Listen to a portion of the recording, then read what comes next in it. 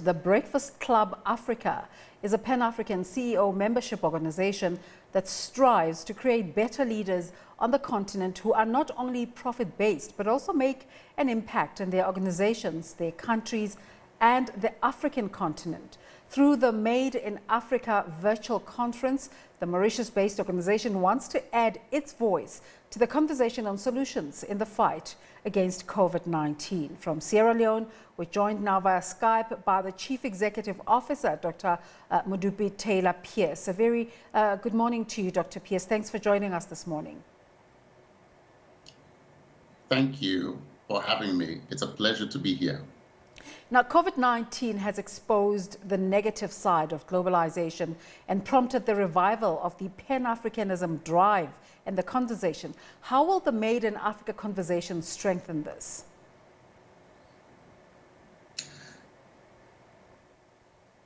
Everything that we need to make Africa the kind of continent that we want is actually here in Africa. We believe that. That is the foundational belief of what we are doing at Breakfast Club Africa and the Made in Africa Leadership Conference. And so the COVID-19 pandemic has really woken a lot of people up to the fact that we have all the resources that we need. And what the conference will do is to bridge the gap between having the resources and giving chief executive officers access to those contacts, to the knowledge that they need in order to tap into those resources so that their companies can grow exponentially. But besides COVID-19, Africa has huge developmental issues. How can leadership step in this way and at this time?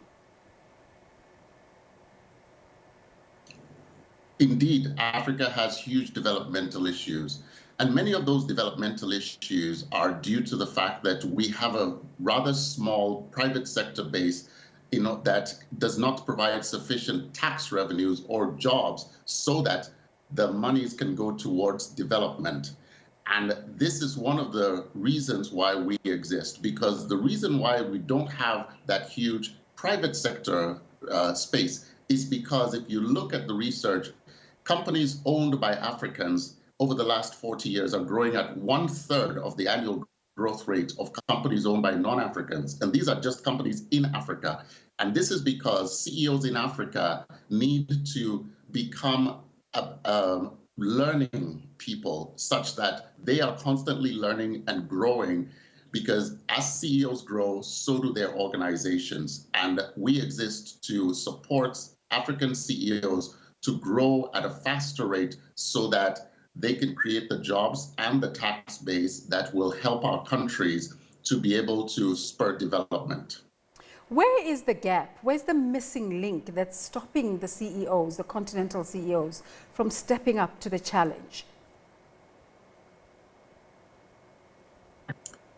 That's an excellent question. You know, one of the realities that we know is that there are almost no CEOs who wake up every morning saying, how can I screw up my company today?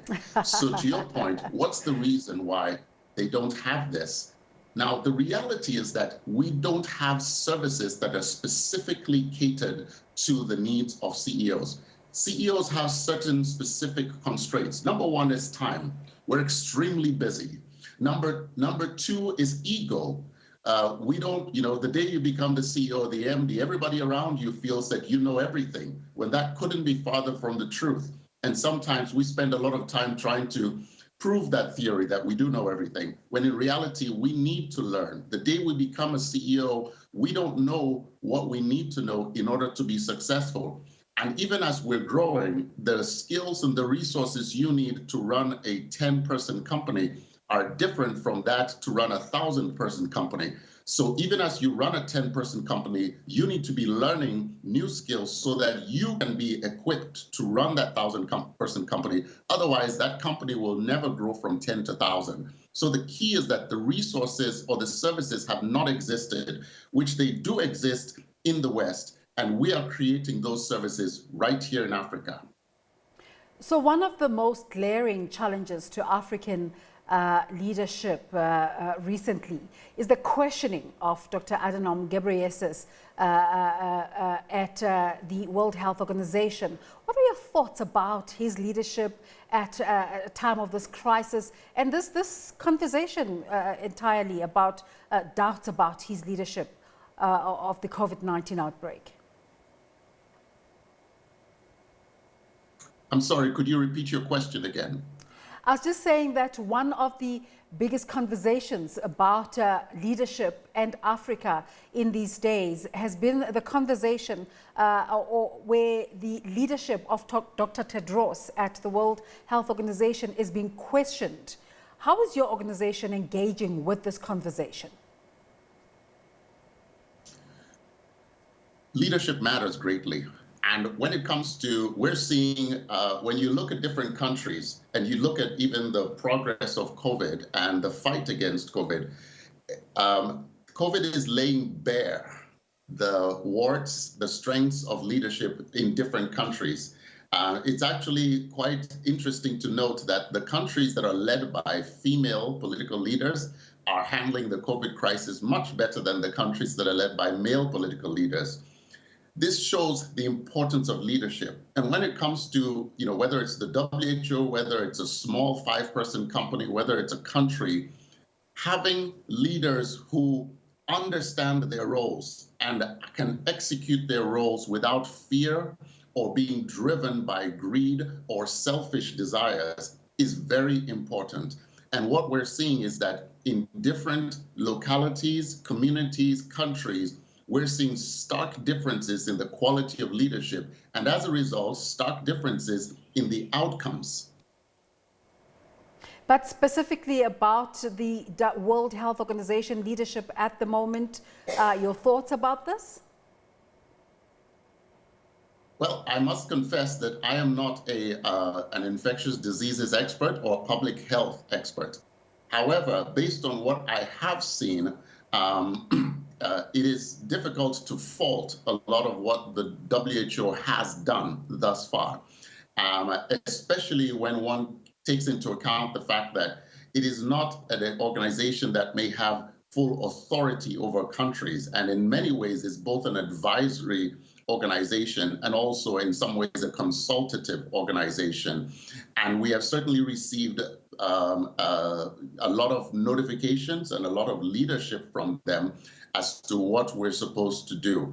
At the same time, we cannot, as African countries, abdicate our responsibility to lead in this crisis. The WHO is not there and cannot be delegated to in the time of a crisis. They are there to advise, and we, as Africans in our countries and communities, have to be the ones that are leading during this time. Another continental conversation is the rollout of the activities of the Africa Free Trade Agreement, which is supposed to start taking place in July. As an organization of people who have the responsibility of this rollout, are you interacting with the African Union in this regard? And what are those conversations? What's the composition of those conversations?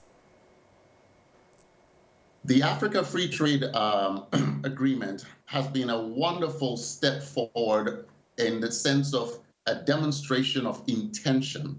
Now, the key to this agreement becoming something living, becoming something more than just a piece of paper, comes down to leadership. And it's not leadership just at political levels. It's leadership in business. It's leadership with the 50-person company CEO, because we can create the agreement, we can create the environment, but if that CEO of a small company in South Africa does not take the step to expand her market outside of South Africa to other countries, then the agreement isn't very useful.